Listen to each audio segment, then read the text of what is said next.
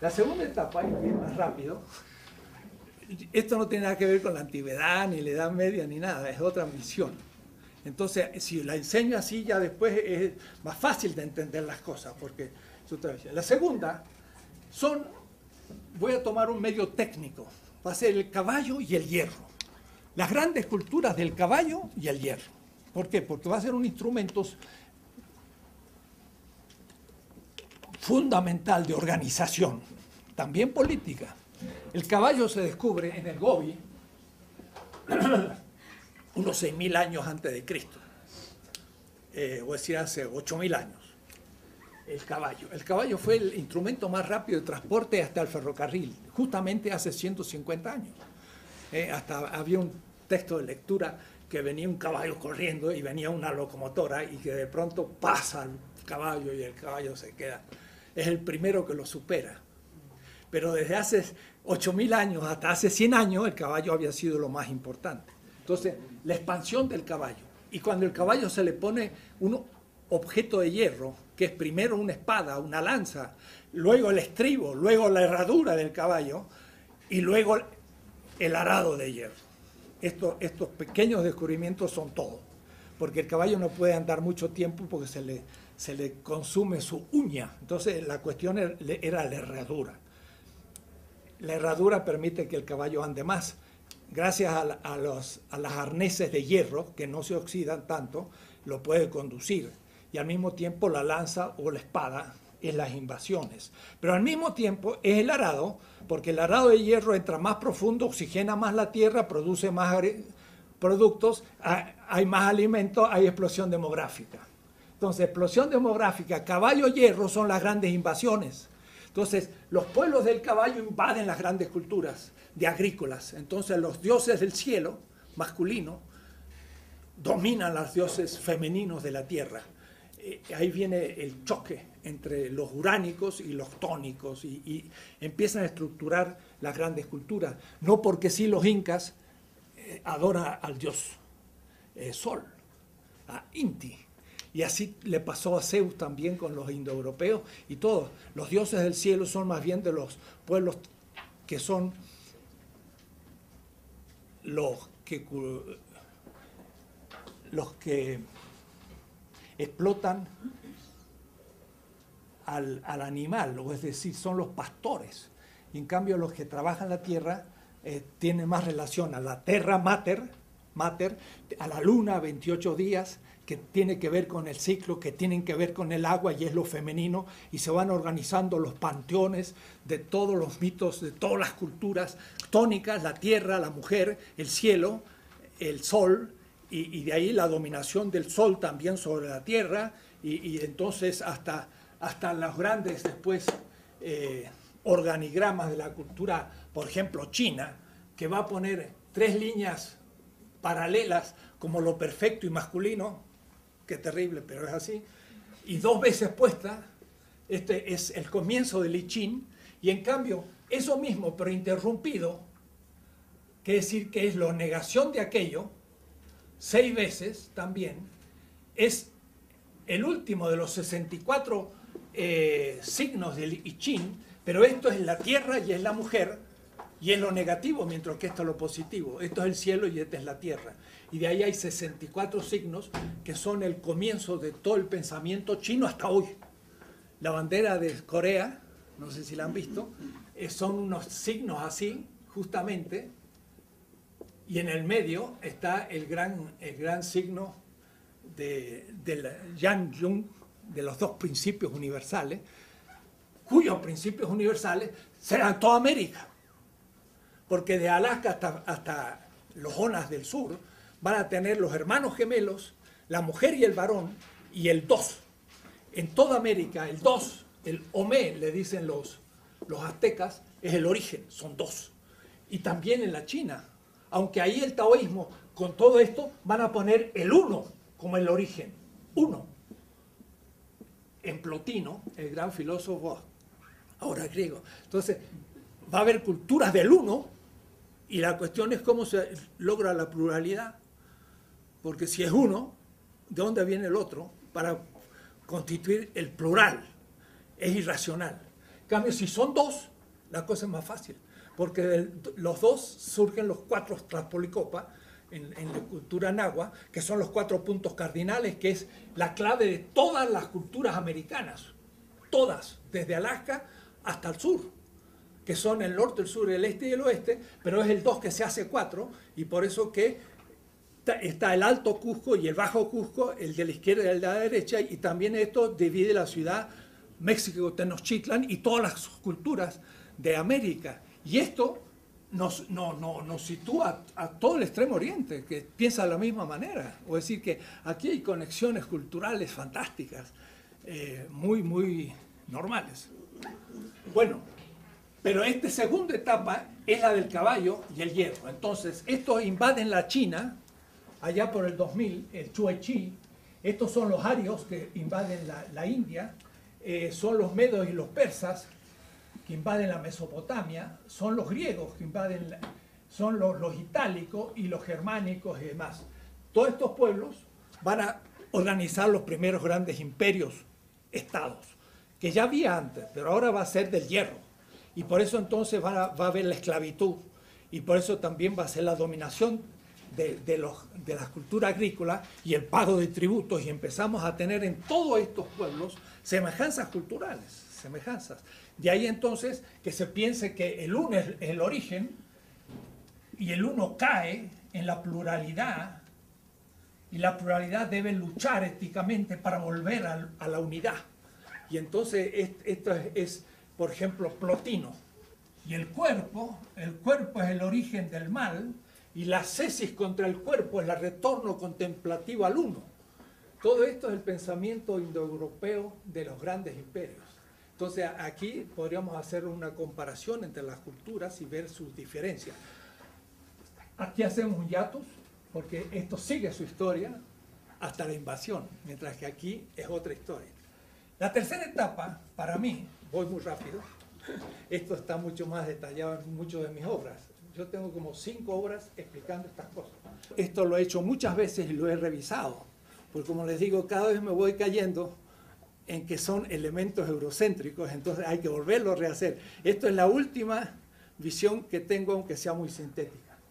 La tercera, yo pienso que es ya más estrictamente cultural, ideológica, es una otra visión del mundo y uso de los instrumentos. En John Hobson, último, hace 2 meses, leo un texto que sí me interesa mucho, y sería exactamente la línea que yo había pensado, pero nunca había imaginado esta relación. Yo dije, el caballo fue el punto de partida de estas grandes culturas. Lo lógico sería que yo hubiese pensado en otro animal de transporte para la próxima etapa del mundo, pero nunca la imaginé. Yo pensaba más bien el año 300, que es Diocleciano, que cae y se divide el imperio en 4 partes, y ahí están los grandes reinos de la India. Comienza 2 siglos antes de la era común el imperio chino unificado. Si hubo feudalismo, que nunca hubo, desde el 200 antes de la era común, en China ya no puede haber feudalismo porque hay un imperio. Y hay un imperio con una burocracia, y una burocracia secularizada, señor Max Weber. Porque Max Weber es justo el oponente de todo esto. Es el más eurocéntrico de todos. Y Max Weber se escribió un enorme libro sobre la China para demostrar por qué la China no hizo la revolución industrial. Lo que pasa es que la hizo y él no supo. Y después otro libro enorme que por qué la India no hizo la revolución industrial, y después entonces demuestra que sí, la hizo Inglaterra, pero para ir a su origen va hasta los profetas de Israel, y muestra el eurocentrismo más horrible del señor Max Weber. que es un sociólogo muy usado por mucha gente progresista en América Latina y en todas partes. Es el más eurocéntrico de todos, ¿no? Y no, en la China empezó la revolución industrial y en la China hubo muchísimas cosas tales como una burocracia secularizada. Los mandarines no eran sacerdotes, eran políticos, eran confucianos, y los confucianos son casi, diríamos así, una religión burocrática. Y Confucio no era tan importante en el siglo VI, pero cuando surge el Imperio Chino, lo adopta y ahora todo el mundo tiene que ser confuciano porque habla del orden, y el orden que el imperio necesita. Pero el confuciano no es nada que ver con el budista, porque el budista es una religión popular, mientras que los confucianos es una filosofía de la élite. Y hay que ir a Corea, a la China o a estos lugares para darse cuenta que una comunidad budista es como una parroquia católica popular en Quito. Es muy popular el budismo, tiene muchos budas, la gente prende velas, es una cosa como lo nuestro. En cambio el confuciano no tiene templos, sino que es una teoría filosófica de la élite dominadora, en fin, cosas muy distintas.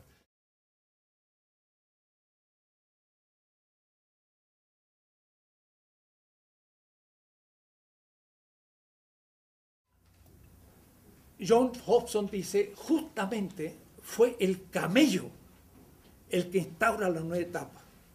Pero no lo había pensado nunca, hace 2 meses, así que no lo tengo nunca. En el 600, la expansión árabe se hace a partir de este animal del desierto, que era casi desconocido.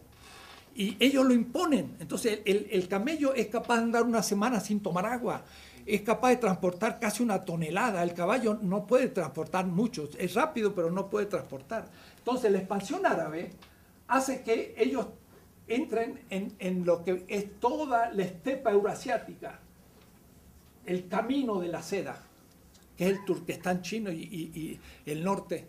Y Samarcanda, por ejemplo, estaba acá, que hoy es una república musulmana que era de la Unión Soviética, Samarcanda o Bújara, que queda en el norte de la Siria y Afganistán, una ciudad, ahí estuvo Avicena, el más grande comentador Aristóteles, con una biblioteca de 400.000 manuscritos, cuando Carlos Martel tenía en Francia una biblioteca con 80 manuscritos, el otro 400.000 manuscritos. Y por eso que ahí comienza en Bagdad, pero en toda esta región era realmente en la conexión de todas las culturas, porque de aquí salían las caravanas a la China, cantidad de caravanas cada año, cientos, miles de camellos, y en cambio Marco Polo era un europeo, récord mundial, que llegó a la China, ¡qué fantástico! Y volvió. Y de Bagdad usted podía tomar un taxi y ir a China y volver todos los años, porque había caravanas en cantidades, ¿se da cuenta?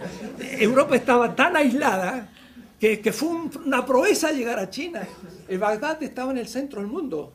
Iba a la China, por Kabul iba a la India, iba a Estambul, iba al califato fatimita, y Bagdad era el centro, siglo IX, la matemática, los números arábigos, 1, 2, 3, ¿dónde salen? De Bagdad.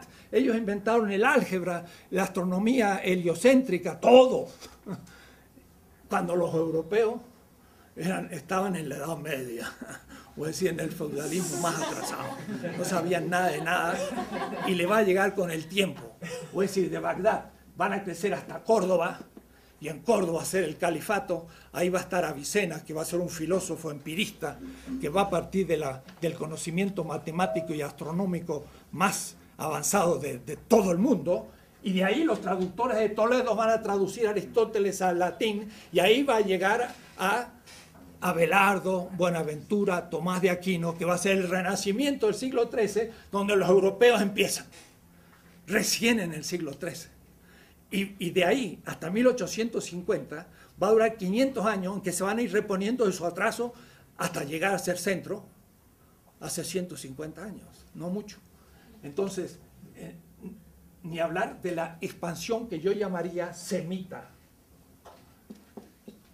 que es primero la expansión cristiana, que de paso estoy ahora trabajando ese tema. El cristianismo es un mesianismo muy particular, o es decir, el pensamiento hebreo sacerdotal en torno a Jerusalén era uno, y tuvo dos sectas fundamentales. Uno, el judaísmo rabínico desde la desaparición del templo. Entonces el judaísmo del templo va a dar una secta que se llama el judaísmo rabínico de las sinagogas en el Imperio Romano. Y la otra secta va a ser el mesianismo de la economía de Dios, que va a ser el cristianismo. Agamben, un gran autor italiano, Agamben, acaba de publicar en el 2008 un libro extraordinario sobre la filosofía política. Y entonces muestra la diferencia entre el judaísmo rabínico y el judaísmo mesiánico, que vamos allá. Cristiano es mesiánico. Cristiano viene de Christos, que significa Mesías. En hebreo es el Meshiach, que es lo mismo, es el ungido. Entonces el cristianismo es el judaísmo mesiánico, pero en el que Dios se interviene en la historia, y eso se llama la economía. La economía, en griego, economía. Y entonces este es un judaísmo comprometido con la historia, y este es un judaísmo que se queda retenido en el judaísmo de la Torá, de la ley. Y por eso ese judaísmo llega hasta hoy. Pero cuidado, el judaísmo jerosolimitano no es el actual, sino que es otro que dio origen a los dos. Es como la iglesia medieval, entre comillas. La iglesia medieval no es católica. La iglesia medieval, por el problema justamente, me adelanto, del descubrimiento del Atlántico, va a producir dos grupos. Uno el catolicismo y otro el protestantismo. Son ambos tienen igual edad. El catolicismo no es medieval, es atlántico. Y el Concilio de Trento va a constituir el catolicismo, así como el luteranismo va a constituir el protestantismo. Es lo mismo que pasó con el judaísmo, porque el judaísmo se arroga, el actual rabínico, toda la historia de Israel, así como el catolicismo se arroga toda la historia de la iglesia. Falso. Ni la iglesia católica es toda la iglesia desde el origen, ni el judaísmo rabínico es todo el judaísmo desde el origen. Esto es fundamental para América Latina.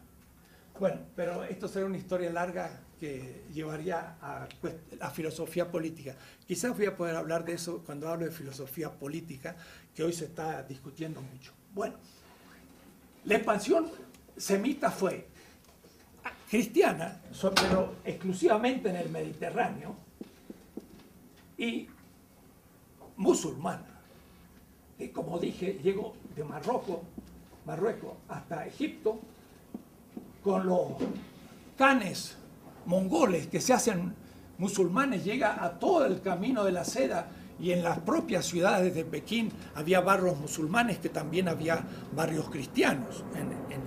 Y todo lo que va a ser Delhi y todo el norte, que hoy es Pakistán, Bangladesh, pero también el norte de la India era musulmán, Indochina hasta acá. Para mí eso sería la tercera etapa. Y esa tercera etapa termina en 1492.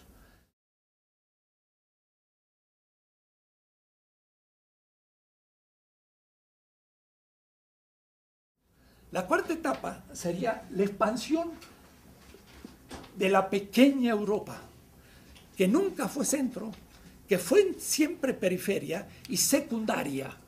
Esto no es difícil de imaginar, porque, por ejemplo, pensamos Atenas, pero no nos damos cuenta que Aristóteles, cuando habla de las culturas del Mediterráneo, en la política, le dedica la mayor parte a la constitución de Cartago, después de la constitución de Chipre y de Esparta, le dedica a Cartago. Ni aparece Roma en Aristóteles. Quiere decir que en el cuarto siglo antes de Cristo, a un Mediterráneo, dice, ¿cuál es la ciudad más grande del Mediterráneo? Cartago, no Roma. Luego Roma destruye Cartago, pero la destruye de tal manera que no deja piedra sobre piedra, destruye toda su literatura, todos sus archivos, toda su filosofía, todo. Entonces, ¿qué sabemos de Cartago? Nada. ¿Por qué? Porque fue destruido. Pero tenía más tradición que Atenas. Homero mismo está imitando grandes, diríamos así, epopeyas náuticas de los cartagineses que habían llegado hasta Nigeria. Y entonces la Odisea y la Ilíada son una copia 1500 años después de los grandes textos de Cartago. Pero como Cartago fue liquidado, no sabemos nada. Entonces, los vencidos escriben la historia porque se destruyen todos los archivos, diríamos así, de la memoria de muchos pueblos de la humanidad, y nos van quedando los que triunfaron por causas muchas veces completamente hasta casuales, ni siquiera tecnológicos, porque hasta tuvieron suerte en el uso de ellos. Bien, pero lo cierto es que entonces la cuarta etapa sería la tercera etapa, la expansión semita, y la cuarta, sí, ahora, es esta Europa que sale. ¿Cómo va a salir de su enclaustramiento otomano ahora, porque está el Imperio Otomano? Pues lo primero es las cruzadas. Van a recuperar el Santo Sepulcro, que es el centro del comercio mundial. Los venecianos y los genoveses felices, porque teniendo el centro, ya no se ve nada aquí, pero ustedes lo imaginan. Por eso a mí me gustan los esquemas de ustedes. ¿Ven? Este es todo un esquema. Bueno, si usted tenía este punto, usted tenía la conexión con la China, con todo. Tomar lo que se llama la Tierra Santa, Antioquía, era tomar el centro. Por eso los venecianos y genoveses ponen la infraestructura en las cruzadas, y los cruzados a recuperar el Santo Sepulcro. Los otros dicen, sí, el Santo Sepulcro además, pero lo que me interesa es tener ese núcleo. Pero los árabes están muy fuertes y los expulsan. Y los europeos vuelven a caer en su enclaustramiento. ¿Por dónde pueden salir? Por dos lados. Los rusos por el norte. Y entonces los árabes habían estado en la estepa, pero la tundra, eso estaba muy frío. La tundra es los bosques helados. Y bueno, Iván el Terrible y demás van a lograr meterse con los cosacos y van a empezar la conquista de todo, y van a llegar a Canchaca también al comienzo del siglo XVII. De tal manera que casi los españoles van a llegar a Manila en el 1560 y los rusos van a llegar a Canchaca poco después. Se van a encontrar de pronto. Voy a decir que la expansión europea se va a encontrar. Esta va a ser el imperio zarista. Pero la otra salida normal era el Atlántico. Y entonces el Finisterris, que es Portugal, sale, pero sale con el antiguo esquema. El antiguo esquema es que esto es las únicas partes del mundo. Ustedes ya saben las tres partes: el Asia, Europa, África, como la Trinidad, las tres partes. Entonces los portugueses van hacia el sur con mapas chinos. Hoy está conocido que en el 1421, China descubrió todo el mundo, el libro de Menzies. Véanlo ustedes en la computadora. Pongan 1421 y le va a salir toda una bibliografía. Los chinos descubrieron todos los continentes en esos años. Salieron de la China con grandes barcos, naos del tesoro se llamaban, 100 metros de largo, 30 metros de ancho, 1000 toneladas de capacidad. Las carabelas tenían 50 toneladas, los otros 1000 toneladas. Eran 30 veces más grandes que las carabelas, pero no podían navegar contra el viento, sino que eran grandes balsas con timón y grandes velámenes que tenían que ir con las corrientes. Entonces salían de la China, llegaron hasta el África y agarraron entonces el camino de América del Sur, unas, y América del Norte. Y así, no solamente esto, sino que dibujaron Groenlandia hasta el norte de Groenlandia. Menzies muestra mapas del siglo XV, pero mejor, el mapa de 1507 de Valde, lo voy a escribir, Valde, C. Müller.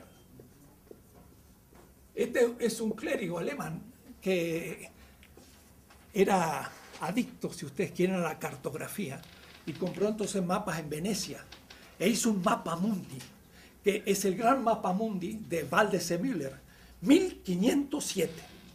Es fantástico. Ese mapa es fantástico. Primero, porque al sur de la China hay una gran península. Esa ya era conocida. Era la de Henricus Martellus. El Asia tenía 4 penínsulas. La Arábiga, la India, la Indonesia y una 4ª península. Esto aparece en todos los mapas y Colón debió llevar una en la mano.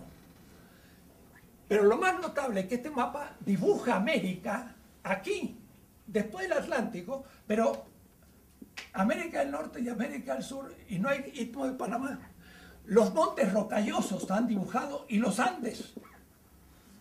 En 1507, cuando Magallanes no había descubierto el estrecho de Magallanes, y está dibujado el estrecho. Y están los montes rocallosos que van a descubrirlo un siglo después. ¿De dónde salió ese mapa de América? De los chinos. Los chinos tenían conocido toda América, tenían conocido el Polo Sur, habían dibujado todas las islas del Polo Sur. Las Islas Malvinas era el centro de la diagramación de los mapas chinos. Véanlo en Menzies, porque hay muchos mapas del siglo XV con América. Entonces, ¿qué hizo Portugal y España? Reconoció. Enrique el Navegante tenía un gran mapa, que era un mapa chino. Y entonces, cuando él va a descubrir el Cabo de Buena Esperanza, llega al famoso cabo. ¿Cómo era famoso si lo estaba descubriendo? Y pasa por acá, ¿no?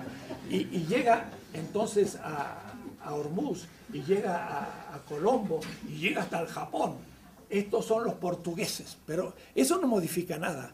En cambio, realmente Colón modifica el imaginario europeo, no chino, europeo, y descubre el Atlántico. Lo que realmente descubren es el Atlántico para Europa, porque ya los chinos lo habían descubierto. No descubren América, que ya había sido descubierta. Y entonces ahí empieza la modernidad, en los 4 fenómenos simultáneos que se muestran. La modernidad, el capitalismo, porque ahí va a empezar la gran acumulación de dinero. En el norte, en Zacatecas, 1546, se descubren las grandes minas de plata, pero sobre todo el Potosí en el sur, en el mismo año. Y entonces 20.000 toneladas de plata llega a Europa y casi todo terminó en China. Porque para entrar al comercio con China hay que pagar tributo y hay que pagarlo en plata.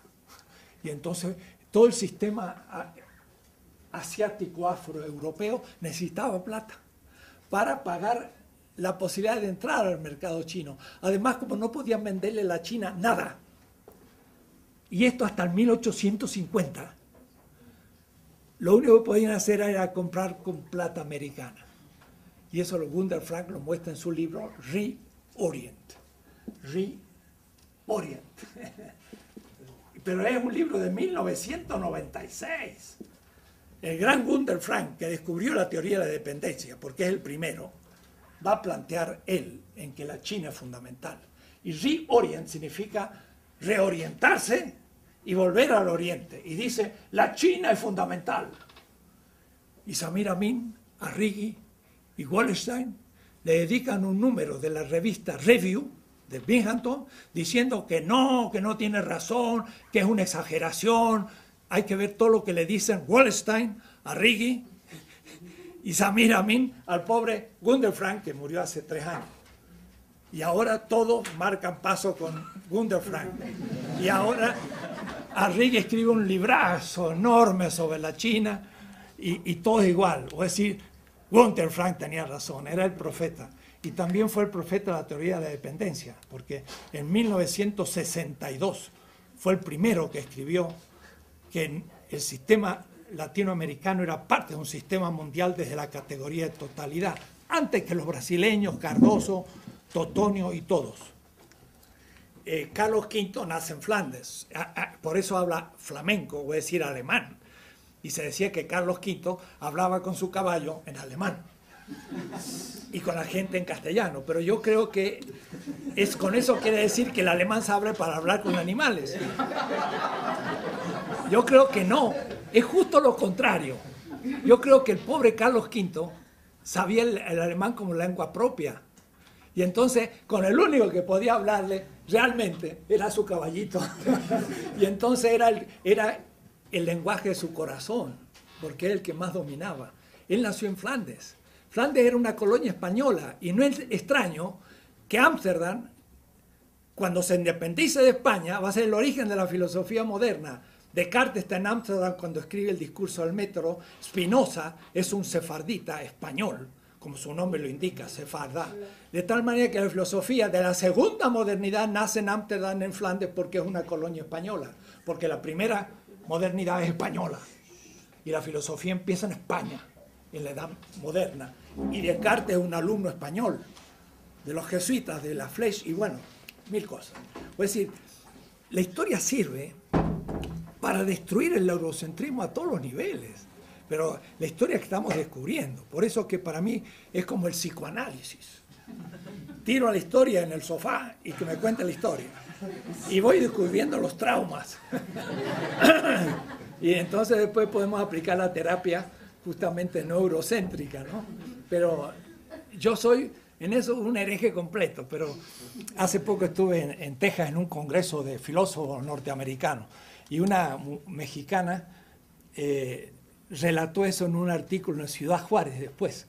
Dice, estaba ahí el profesor Dussel, dijo, yo no hablo inglés, sino Spanglish. Todos se rieron. Y empezó a hablar. Y entonces lo que empezó a decir, se miraban todos diciendo, ¿estamos entendiendo bien o está mal la lengua? Porque yo agarro y digo, Descartes no es el primer filósofo moderno.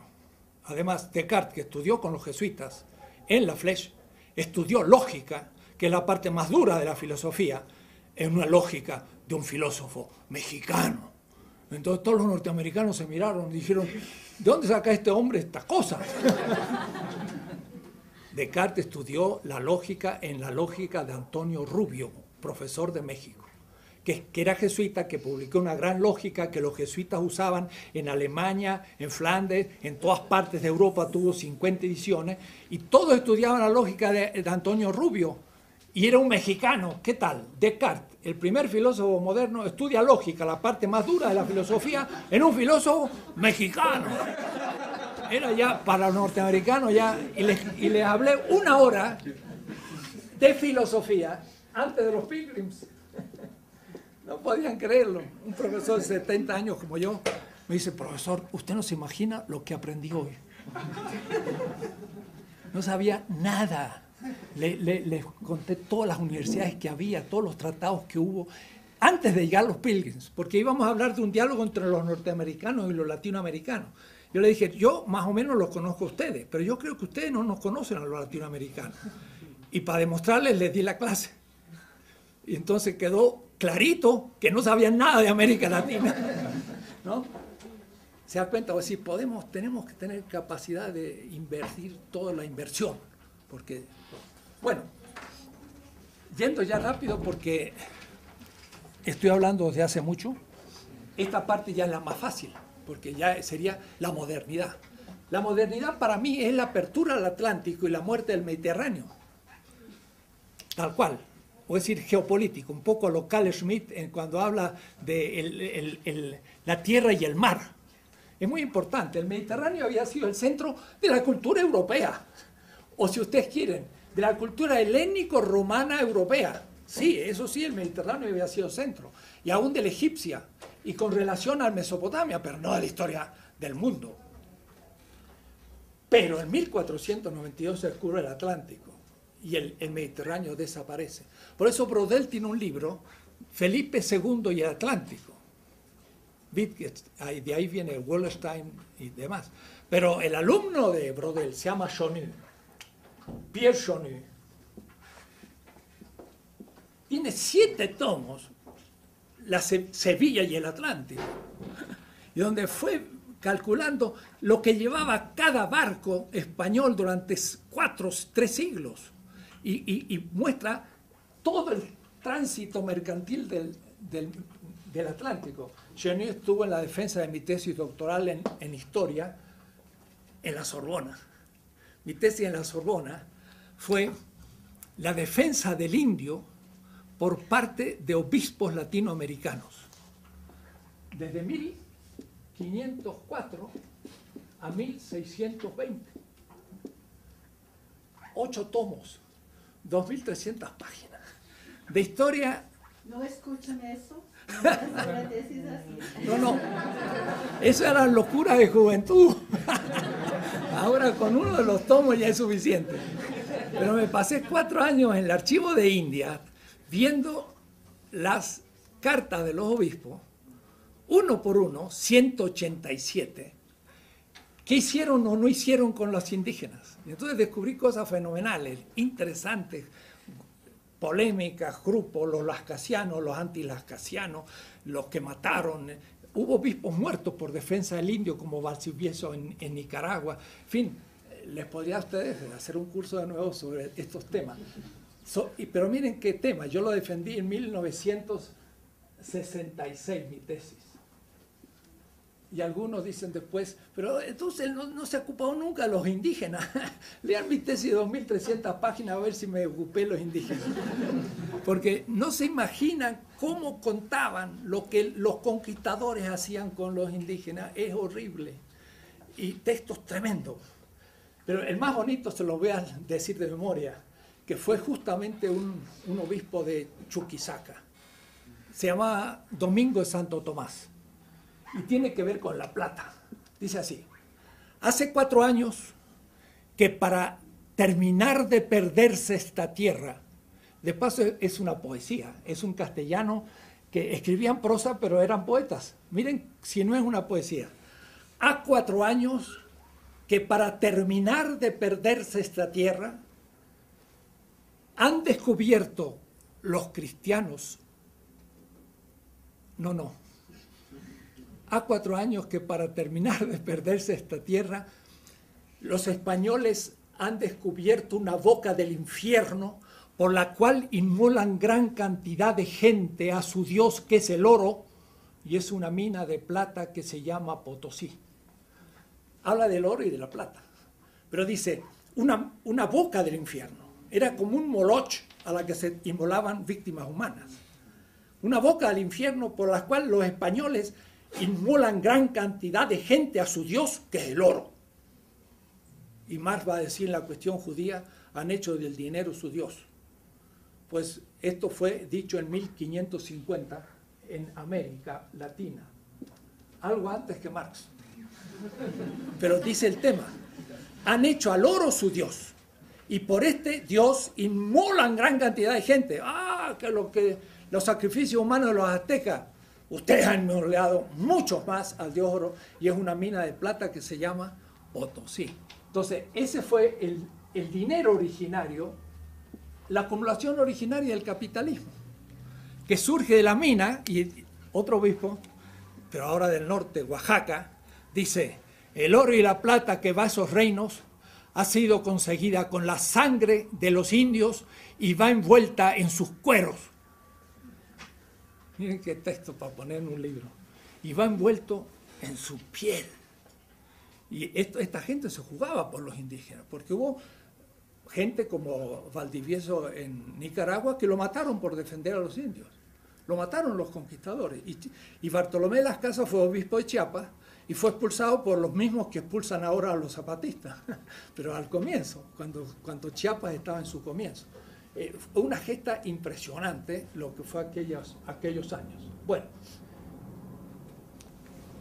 para ir rápido y terminar, la primer modernidad se la comen olímpicamente los franceses, alemanes, ingleses, norteamericanos y todos los que estudian la modernidad. Habermas dice, la modernidad es el Renacimiento, la Reforma Luterana, la Ilustración. Tulmin, en Cosmópolis, va a decir, ¿dónde está la modernidad? Dice, quizás en el 1438, en que Gutenberg descubrió la imprenta. Pues 8 siglos antes lo habían descubierto los chinos. ¿Ves? El pobre Toulmin es un pobre ignorante, pero bueno, es un gran profesor norteamericano. Yo cuando voy a este país del norte les digo cada cosa que usted no se imagina. Como por ejemplo en Harvard. Yo he sido profesor en un semestre en Harvard. Digo, yo no he ido a aprender, yo iba a enseñar. Porque los presidentes mexicanos van a aprender y después hacen desastre. Entonces hay una estatua de John Harvard. Está ahí John Harvard con sus pies cruzados. Primero se sabe que no se sabe cómo era, así que la primera falsedad histórica no es John Harvard. La segunda dice, 1636, la primera universidad de América. Justo un siglo antes, en Santo Domingo se organizó el primer colegio de filosofía. Un siglo antes en Santo Domingo. Y en 1553 se hicieron las gran universidades de México y Lima al nivel de Salamanca y Oxford. Y después más de 40 centros universitarios, los colegios, que daban títulos de licenciado y maestría en América, desde Durango en el norte hasta Córdoba en el sur. Cantidad de gente, antes de 1620. Entonces digo, mire, esto Harvard, qué mal anda en historia, ¿no? Que ni sabe la fundación de las universidades. Hay que tomar un poco en risa, porque son tan eurocéntricos, que entonces uno es muy fácil. Cualquier texto que uno lee, ya le puede agarrar de por ahí, diciendo, pero es un texto eurocéntrico. ¿Cómo? Y enseguida se lo demuestra. Es decir, estamos en una posición muy fuerte, porque estamos viendo las cosas, ustedes ven, mundial, desde las culturas otras. La modernidad no hizo renacimiento al norte, como usted ve en la geografía. De Italia, la Reforma, y de ahí la Ilustración francesa o el Parlamento inglés. Ese es un recorrido histórico y geográfico. No, la modernidad fue el humanismo renacentista, España y Portugal, sobre todo España. España fue el primer país moderno. Entonces alguno me dice, pero usted es franquista. No, porque como yo voy a criticar la modernidad, le estoy dando como un piropo, pero después le voy a caer arriba. Pero fue el primer país moderno. ¿Cómo puede ser? Tenía la Inquisición. ¿Usted no se ha enterado que la Inquisición es el primer servicio de inteligencia moderno? Porque en la Edad Media no había esa Inquisición, porque en la Edad Media había una tolerancia infinita al judío, al musulmán. Era una sociedad mucho más tolerante en la Edad Media. La modernidad fue dura. Entonces los reyes católicos dijeron, aquí se es católico o no se es. Y entonces echaron los mozárabes, echaron los judíos y pusieron la Inquisición. Era homogeneizar al ciudadano. Claro, en base al catolicismo, después va a ser por otros motivos. Es el primer Estado moderno en todo. Hay que ver los archivos, como lo organizaba. El archivo de India es un archivo racionalizado moderno. El Concilio de Trento es un gran concilio moderno. ¿Quién se le ocurre decir cuáles son los libros sagrados y cuáles no? La Biblia era muy amplia en la Edad Media. Después se dice deuterocanónicos y canónicos. Los sacerdotes eran muy laxos, tenían hijos, tenían relaciones, era normal, se aceptaba. Ahí se puso el celibato de manera estricta. Trento es modernización de la Iglesia, lo mismo que el pensamiento luterano, que va a ser modernización hacia el capitalismo industrial, mientras que el sur de Europa va a quedar al capitalismo mercantil humanista y no va a entrar a la revolución industrial sino mucho después, atrasado, y con eso nosotros. Y de ahí viene el sur de Europa, de la Ilustración. En los Pirineos empieza el África, pensaba Hegel y todos. Es decir, Grecia fue imperio, Roma fue, España fue, Portugal fue, pero no es más. Ahora el corazón de Europa, dice Hegel, es Alemania, Dinamarca, que era un gran imperio, tenía Groenlandia, Islandia, todo Escandinavia, era dinamarquesa, e Inglaterra. Eso era Europa para Hegel. El sur ya no era. Entonces, liquidaron a España, y al liquidar a España, nos liquidaron a nosotros. No entramos más a la historia. América Latina desapareció de la historia y no entramos. En la historia de filosofía mundial de un profesor de Chicago, Collins, 1000 páginas, hasta trae filosofía africana muy bien explicada. Ni una línea sobre filosofía latinoamericana. Y un alumno mío estaba en Chicago cuando hizo la presentación a Collins y le dijo, pero usted no habla nada de América Latina. Y este autor, que tiene una información fantástica sobre el taoísmo, el budismo, el pensamiento hindú, islámico, bantú, europeo, norteamericano, le preguntó, ¿pero hay filosofía en América Latina? O es decir, un especialista en filosofía mundial preguntó un poco ingenuamente, ay, entonces ahora va a salir dentro de un mes, 1000 páginas, el pensamiento filosófico latinoamericano. 1300, 2000. ¿Ah? Está bueno, ¿no? Máscara van a poner los norteamericanos. ¿Ese 1300 qué significa? Ah, y usted no sabe que hay grandes filósofos en América Latina, Nezahualcóyotl, los grandes amautas y gente con biografía. Sabemos el año de nacimiento y muerte y sus obras y tenemos sus manuscritos. ¿Cómo que no hubo filosofía? ¡Ja! Y a gran nivel, el imperio azteca, el imperio inca tuvieron grandes pensadores. Bueno, 1000 páginas y se lo voy a enviar a Collins para que llene el capítulo que le falta ahora, ¿no? Tremendo.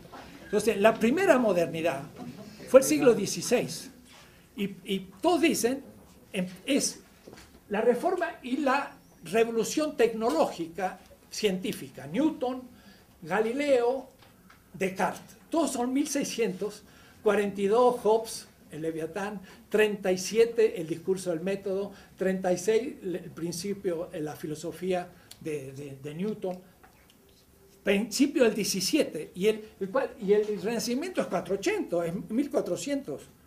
¿Qué pasó en el siglo XVI? Se lo saltan. En el siglo XVI fue la verdadera expansión de Europa, la invasión de América. Y ahí se plantean los primeros grandes temas. ¿Podemos un europeo conquistar otras culturas? Estos son seres humanos. Fueron preguntas ético-políticas, no todavía ontológicas como va a ser Descartes. Entonces, ahora tengo un artículo escrito últimamente, los 3 meses, que se llama Meditaciones anticartesianas contra Husserl, ¿no? Y muestro cómo Descartes primero fue fruto español, estudió con los españoles jesuitas, su pensamiento es imposible sin el pensamiento de Suárez. Yo pienso que era solitario y después tiene que demostrar la existencia de Dios y de ahí deducir el mundo. Todo eso es Suárez, un gran filósofo español. Y ese Suárez, que era profesor en Coimbra y en Salamanca, tenía alumnos cuando España y Portugal estaban unidas, de tal manera que era el único profesor en Europa que tenía alumnos que habían estado en Japón, en la India, en la China, en el África y en América Latina, porque eran los jesuitas. Y habían estado en todo el mundo. Y todos los profesores de París, Londres y todos los demás, pues tenían europeos nomás. Entonces Suárez tenía una visión histórico mundial y fue el primer filósofo de la dominación. Europeo, totalmente eurocéntrico, pero fue español. Y entonces hay que rehacer completamente nuestra historia también, de una filosofía que fue, cuidado, eurocéntrica también, pero que produjo cosas interesantes. Entonces yo creo que hay una primera modernidad, es el siglo XVI, y hay que tener mucho cuidado porque ahí tiene una peculiaridad. Y después ya viene la segunda modernidad, que es la holandesa y la inglesa, sobre todo francesa, hasta la Revolución Industrial. Y de la revolución industrial en adelante es la modernidad propiamente dicha y el capitalismo realmente hecho tal, y ahí surge el eurocentrismo más fuerte, construidos por Hegel en la tercera. Y luego ya después de la Segunda Guerra Mundial tendríamos la modernidad tardía, el capitalismo tardío, que ya sería una etapa de crisis, etc. Yo hablo de 4 etapas de la modernidad para entender la cuestión. Bueno, he hablado muy rápido, he dicho algo muy así, no con pincel flamenco, sino con brocha gorda, de cuando uno pinta las paredes. Pero, como para decirle, la intención no es hacer un anti-Hegel hegeliano, sino hacer un sí macrodiscurso, pero desde los oprimidos, que no he podido demostrar todo lo que esto significa, pero ir siempre desde abajo, Eso más bien lo haré ahora en la política. ¿Cómo se hace eso? Ahora, esta visión le permite, por ejemplo, a una cultura amerindia, por ejemplo, los aymaras en Bolivia, entender muchas cosas. Entender por qué han estado 5 siglos dirigidos, dominados por los criollos, que son los hijos de Pizarro y Almagro, y que después con sus mestizos dominaron a Bolivia y excluyeron completamente a los indígenas, como ha pasado en toda América Latina. Pero es un choque, efectivamente, de una gran invasión de la que recién ahora nos estamos despertando y poder entonces empezar a pensar las cosas de otra manera. Últimamente estuve hace 2 semanas en Bolivia. Había una compañera de Bolivia que ha venido al Congreso que estuvo allá. Fue una cosa bien importante, porque claro, en Bolivia fue a nivel de ministros de Educación, de Justicia, vicepresidencia. Entonces eran públicos de 1.500 personas hablando de estos temas, ¿no? Y yo riéndome a carcajadas de los europeos, del eurocentrismo y todo. Y después hay que ver los artículos de la derecha que me pegaron durísimo, ¿no? Pero muy bien, me gusta. Estoy para eso. Pero la gente, pues, ya tengo 3 ponchos colorados. Los que dirigen el movimiento Aymara, los indígenas, tienen un poncho colorado, le llaman, rojo. Y pues cuando doy ahí por ahí conferencias con ellos, cada vez me dan como el doctorado, me ponen un poncho rojo y ahí los voy acumulando. Pero esto significa que se dan cuenta de que es una historia que les permite a ellos repensar, o es decir, esta América, extremo oriente del oriente, quedó dominada por la invasión y ahora empieza a tomar conciencia.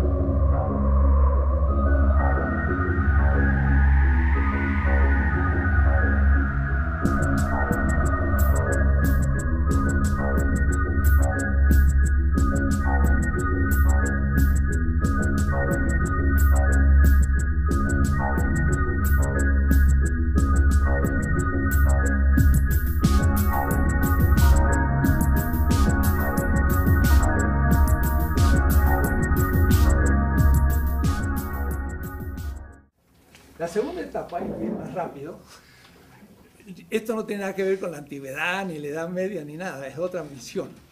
Entonces, si la enseño así, ya después es más fácil de entender las cosas, porque es otra visión. La segunda voy a tomar un medio técnico, va a ser el caballo y el hierro. Las grandes culturas del caballo y el hierro. ¿Por qué? Porque va a ser un instrumento fundamental de organización, también política. El caballo se descubre en el Gobi unos 6.000 años antes de Cristo, o decir, hace 8.000 años. El caballo fue el instrumento más rápido de transporte hasta el ferrocarril, justamente hace 150 años. Hasta había un texto de lectura que venía un caballo corriendo y venía una locomotora y que de pronto pasa el caballo y el caballo se queda. Es el primero que lo supera. Pero desde hace 8.000 años hasta hace 100 años el caballo había sido lo más importante. Entonces, la expansión del caballo. Y cuando el caballo se le pone un objeto de hierro, que es primero una espada, una lanza, luego el estribo, luego la herradura del caballo y luego el arado de hierro. Esto es pequeño. Es decir, que aquí hay conexiones culturales fantásticas, muy normales. Bueno, pero esta segunda etapa es la del caballo y el hierro. Entonces, estos invaden la China, allá por el 2000, el Chuechi. Estos son los arios que invaden la India, son los medos y los persas que invaden la Mesopotamia, son los griegos que invaden, son los itálicos y los germánicos y demás. Todos estos pueblos van a organizar los primeros grandes imperios, estados, que ya había antes, pero ahora va a ser del hierro. Y por eso entonces va a haber la esclavitud, y por eso también va a ser la dominación de la cultura agrícola y el pago de tributos, y empezamos a tener en todos estos pueblos semejanzas culturales, semejanzas. De ahí entonces que se piense que el uno es el origen y el uno cae en la pluralidad, y la pluralidad debe luchar éticamente para volver a la unidad. Y entonces esto es, por ejemplo, Plotino. Y el cuerpo es el origen del mal, y la ascesis contra el cuerpo es el retorno contemplativo al uno. Todo esto es el pensamiento indoeuropeo de los grandes imperios. Entonces aquí podríamos hacer una comparación entre las culturas y ver sus diferencias. Aquí hacemos un hiatus, porque esto sigue su historia hasta la invasión, mientras que aquí es otra historia. La tercera etapa, para mí, voy muy rápido, esto está mucho más detallado en muchas de mis obras. Yo tengo como 5 obras explicando estas cosas. Esto lo he hecho muchas veces y lo he revisado, porque como les digo, cada vez me voy cayendo en que son elementos eurocéntricos, entonces hay que volverlo a rehacer. Esto es la última visión que tengo, aunque sea muy sintética. La tercera, yo pienso que es ya más estrictamente cultural, ideológica, es una otra visión del mundo y uso de los instrumentos. En John Hobson, último, hace 2 meses, leo un texto que sí me interesa mucho, y sería exactamente la línea que yo había pensado, pero nunca había imaginado esta relación. Yo dije, el caballo fue el punto de partida de estas grandes culturas. Lo lógico sería que yo hubiese pensado en otro animal de transporte para la próxima etapa del mundo, pero nunca la imaginé. Yo pensaba más bien el año 300, que es Diocleciano, que cae y se divide el imperio en 4 partes, y ahí están los grandes reinos de la India. Él comienza 2 siglos antes de la era común, el imperio chino unificado. Si hubo feudalismo, que nunca hubo, desde el 200, antes de la era común, en China ya no puede haber feudalismo porque hay un imperio. Y hay un imperio con una burocracia, y una burocracia secularizada, señor Max Weber. Porque Max Weber es justo el oponente de todo esto. Es el más eurocéntrico de todos. Y Max Weber se escribe un enorme libro sobre la China para demostrar por qué la China no hizo la revolución industrial. Lo que pasa es que la hizo y él no supo. Y después otro libro enorme que por qué la India no hizo la revolución industrial, y después entonces demuestra que sí, la hizo Inglaterra, pero para ir a su origen va hasta los profetas de Israel, y muestra el eurocentrismo más horrible del señor Max Weber, que es un sociólogo muy usado por mucha gente progresista en América Latina y en todas partes. Es el más eurocéntrico de todos, ¿no? Y no, en la China empezó la revolución industrial, y en la China hubo muchísimas cosas, tales como una burocracia secularizada. Los mandarines no eran sacerdotes, eran políticos, eran confucianos, y los confucianos son casi, diríamos así, una religión burocrática. Y Confucio no era tan importante en el siglo VI, pero cuando surge el imperio chino, los descubrimientos son todo, porque el caballo no puede andar mucho tiempo porque se le consume su uña. Entonces la cuestión era la herradura. La herradura permite que el caballo ande más. gracias a las arneses de hierro, que no se oxidan tanto, lo puede conducir. Y al mismo tiempo la lanza o la espada es las invasiones. Pero al mismo tiempo es el arado, porque el arado de hierro entra más profundo, oxigena más la tierra, produce más productos, hay más alimento, hay explosión demográfica. Entonces, explosión demográfica, caballo, hierro son las grandes invasiones. Entonces, los pueblos del caballo invaden las grandes culturas de agrícolas. Entonces, los dioses del cielo, masculino, dominan a los dioses femeninos de la tierra. Ahí viene el choque entre los uránicos y los tónicos y empiezan a estructurar las grandes culturas. No porque sí los incas adoran al dios Sol, a Inti. Y así le pasó a Zeus también con los indoeuropeos y todos. Los dioses del cielo son más bien de los pueblos que son los que explotan al animal, o es decir, son los pastores. Y en cambio los que trabajan la tierra tienen más relación a la terra mater, a la luna, 28 días, que tiene que ver con el ciclo, que tienen que ver con el agua y es lo femenino, y se van organizando los panteones de todos los mitos, de todas las culturas tónicas, la tierra, la mujer, el cielo, el sol, y de ahí la dominación del sol también sobre la tierra, y entonces hasta los grandes después organigramas de la cultura, por ejemplo China, que va a poner 3 líneas paralelas como lo perfecto y masculino, qué terrible, pero es así, y 2 veces puesta, este es el comienzo del I Ching, y en cambio eso mismo, pero interrumpido, quiere decir que es la negación de aquello, 6 veces también, es el último de los 64 signos del I Ching, pero esto es la tierra y es la mujer, y es lo negativo, mientras que esto es lo positivo. Esto es el cielo y esta es la tierra. Y de ahí hay 64 signos que son el comienzo de todo el pensamiento chino hasta hoy. La bandera de Corea, no sé si la han visto, son unos signos así, justamente, y en el medio está el gran signo del Yang-Jung, de los 2 principios universales, cuyos principios universales serán toda América. Porque de Alaska hasta los Jonas del Sur van a tener los hermanos gemelos, la mujer y el varón, y el 2. En toda América, el 2, el Omé, le dicen los aztecas, es el origen, son 2. Y también en la China, aunque ahí el taoísmo, con todo esto, van a poner el 1 como el origen, 1. En Plotino, el gran filósofo, ahora griego. Entonces, va a haber culturas del 1, y la cuestión es cómo se logra la pluralidad, porque si es 1, ¿de dónde viene el otro? Para constituir el plural, es irracional.